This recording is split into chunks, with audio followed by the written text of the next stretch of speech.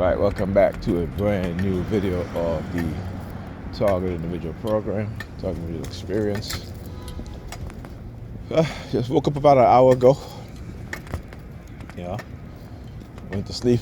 Woke up around 9 o'clock this morning, and I was like, shit, it's too early. I got home after 12. And I had to get something to eat. It was pretty late. I usually don't eat that late, but I was too hungry. And of course, I always have to have my tea if I go to bed. Tea and crackers. Yeah, that's a staple for me. I'm a tea drinker. I drink moringa tea, which is very nutritious. Has certain healing properties.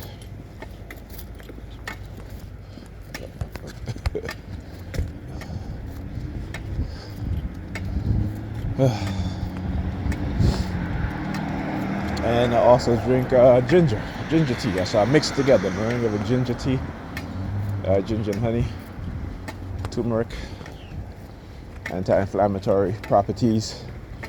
All right, moringa good for your eyes.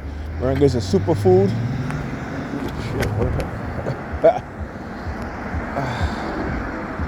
All right, moringa is a superfood. Number 32, yep, 748632. That's the plate number. All right, number 32, like I said. Oh yeah, they still use it, but they try to mix it up now, right? They try to make it.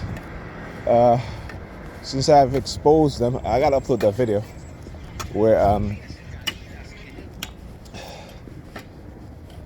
where this, you'll see how they'll do it, like a whole bunch of cars in the number 32, like every corner that I go to. All right, either cars parked in the corner or they're pulling up to the intersection, right? And to be able to show these things, so they can go ahead. I'm gonna just keep exposing them. All right. I'm saying, and obviously I know what I'm talking about. That's why they keep attacking me the way they do. That's why the New York Treasury Department keep on surveilling me in the home and using their sirens. Dog doodle on the floor. I tell you. Right? This is why they engage in the behavior that they do. They're exposing their crimes. I hope the kids got to school on time this morning. When Pam came home last night, it's always, I'm tired. I'm like, hey, you do it to yourself, lady. When I tell you not to do those things and you choose not to listen and do it anyway because that's what your mind is telling you to do and it's okay, then, that's what happens. It's funny that she sent me a text the next day after, at 2:30 in the morning, which is ridiculous. It was Ethan's hair, which was Monday past. I should say this past Monday. And, and expect them to get up early in the morning. And they're too tired. All right? And then she sent me a text saying, oh, maybe I should send Ethan to someone to get his hair twisted. Because, why? Because she know what she's doing. She know what she's doing. And instead of saying, hey, and she before it's like, okay, you're right. You're absolutely right. Now she ain't even saying that anymore. Now it's oh, but it looks good though, right? It looks good.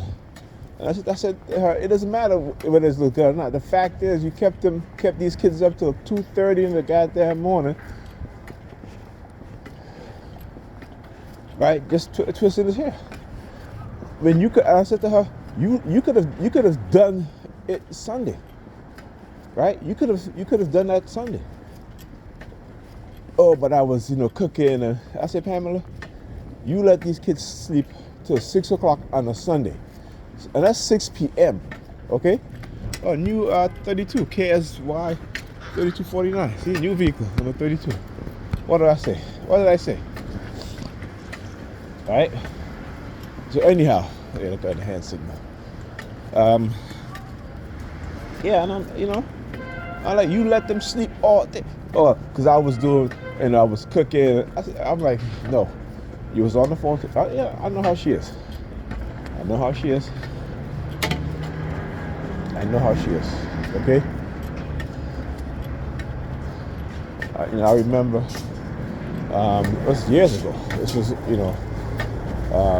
think it was Ethan was a baby. No, Ethan wasn't a baby. Alyssa was a baby. Alyssa probably was like 2 years old, and it was my weekend. I left the house to take. No, what was that? No, it was. No, they were older than that. Not a baby. I think Alyssa might have been 6. And Ethan might have been 10 at the time. But Ethan, no, I'm saying that wrong. They were younger. But anyway, we had went to. I had taken them to McDonald's, and I said, okay, before I leave from my house, they had to use the bathroom. So we went back upstairs,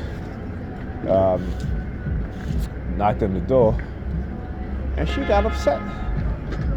She got upset, like she got livid. What are you doing here? And this, and I said, Pamela, I just came for the kids to use the bathroom, okay? And then we'll leave. The light turned green, I used to blow right away. And I'm just like, but this has been her attitude towards me, since Alyssa was born, I should say. Not so much Ethan. When Alyssa was born, Alyssa got to like, 4 or 5 years old. Chase us out of the house. Oh, it's your weekend. You can take them to your house. It's fine. I don't have a problem with that. And I said to her, I said, you are ridiculous. The way how you act, you are ridiculous. And, but she's always been like that. Always been like that. We were together, she'd be lying to me. Like, hey, what you did over the weekend? Oh, nothing. Come to find out that she was doing something like that. She was going out, she was doing hotels, all that shit. I was like, okay, yeah. Like I said, at the time I didn't realize that she was a narcissist. And again, one of the most difficult things to deal with narcissistic people. I mean, people who are truly narcissistic people. And I think that's the reason why she doesn't want to go to a therapist, because she knows. She doesn't want to hear it. She does not want to hear it.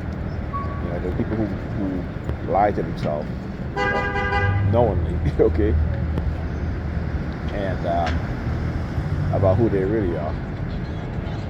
They, even like I say, they may say one thing, but their action shows you different. And you find it a lot with women, right? Like I said, they diagnose more men in society with narcissism, but really and truly more women like this.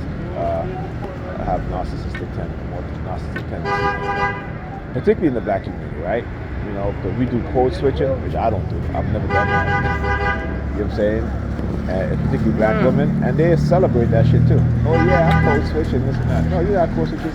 That's just your other personality. When you get around certain people, you just get nicer if they're not black. Once they get around non-black people, they become very nice and friendly. Okay? And they call it code switch. No? But then you come back to the black community, to black men, to their black boyfriend, their black husband, and all of a sudden, these dudes are wondering, these dudes are wondering, who the hell are you? Like, you know what I'm saying? Who am I talking to? Because you turn into a different person when they're with you around non-black people, as you say. And then you get in the house and they give you all the attitude, the meanness, I'm saying, and they're proud of that shit. They're proud of the code switch. You know what I'm saying? Black people, I swear. You don't hear Hispanic people use terms like that. You don't hear other groups of people use terms like that. Only black people, particular black people. Right? They have been conditioned with a certain mindset. it's a self-hatred, right? It is in their subconscious, and because it's in their subconscious, they don't recognize it, right? But you can see how they behave, how they act. For example, in the election, they were hating on black men. Oh, you better vote for them. You didn't better do shit, right? Do y'all do what we ask y'all to do? No. So what do you mean we better? And again, it goes with that mindset. I said they've been conditioned to think that they can rule black men, right? Particularly in a patriotic society, which is a very dangerous thing for black women to be practicing. Like I said, when you feminize the men, who's going to protect the women? Right? This is what they don't understand. This is why they support that LGBT thing the most. Black women are the biggest supporters of the LGBTQ movement. Like I said, when you help feminize black men, who's going to protect y'all? Okay? Y'all not afraid of masculine white men, masculine Hispanic men, masculine Asian men.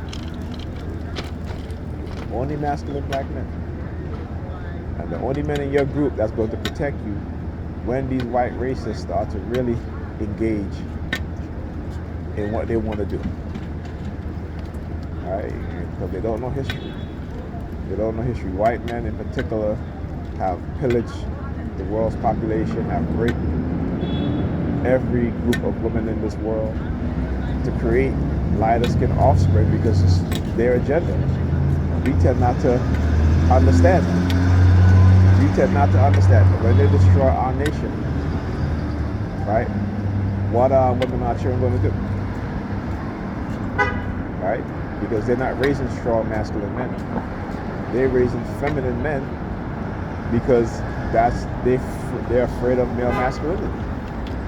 They never had it growing up. They can't recognize it. But they can recognize it in other group of men, right? They become much nicer, much softer, much agreeable, right? They become more feminine. And they don't require nothing from those men for them to become feminine. But for black men, they'll tell you, you need to be making this and that in order so that I can be in my feminine. Well, I'll tell you what, you can stay in your masculine, because we don't want them. Other groups of men, their women are not transactional. There's no stipulation of making such and such so that they can be in their feminine. They were raised to be feminine. They were raised to be wives. They were raised to be agreeable with their men. They were raised to cooperate with their men. They were raised to support their men. As you see, white women will always support their white racist men, the majority, because the majority vote for this racist dude that they put in the White House twice. White women did that. Okay? You would say this man cheated on his wife, had sex with a prostitute, paid off a prostitute, engaged in all kind of shit, and they still put him in the White House because that's their leader. But we're looking for Jesus. We're looking for a black man that's perfect. There is no perfect man. But it goes to show you, white people will put whoever in power, whether they're criminal, whether they're whatever it is that they are. Right? This dude, Matt Getz, having a relationship with an underage girl, and he's going to be Attorney General. This is a man who has a white man, as you say, who was charged with having a relationship with an underage teenager, and he's going to be the next Attorney General. But black people, no, you gotta be perfect. You gotta be perfect, all right? And this is why religion has dumbed us down to the point where we don't even know how to make important decisions to benefit us. White people will elect criminals, their criminals, into political office. But we're looking, particularly black women, they're looking for Jesus. All right? They say Jesus is perfect. So that's what they're looking for. Well, let them go find Jesus. That's why they're by themselves. Let them go find Jesus. Black men, get your passport, go to Africa, Caribbean, find a black woman, and marry her. Okay, these women in the West, particularly here in America, have been conditioned to the point where they're no good to you. They're no good to their children. Okay, they're no good to their community because they refuse to listen to the men in their group. They listen to the white man. The white man giving them their jobs. So hey,